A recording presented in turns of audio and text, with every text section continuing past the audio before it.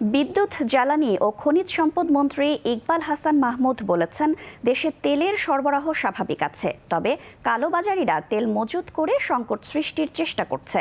মন্ত্রী আজ সকালে সিরাজগঞ্জে গণমাধ্যম কর্মীদের সাথে আলাপকালে একথা বলেন।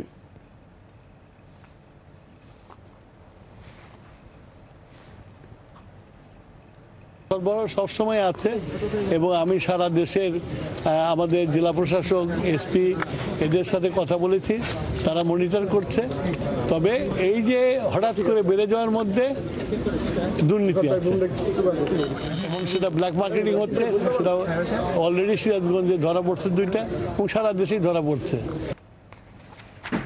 এদিকে জ্বালানি তেল ক্রয়ে ক্রেতাদের সংযত হওয়ার আহ্বান জানিয়েছে বাংলাদেশ পেট্রোল পাম্প মালিক সমিতি। একই সাথে অতিরিক্ত জ্বালানি কিনে মজুত করা থেকে বিরত থাকারও আহ্বান জানিয়েছে সংগঠনটি।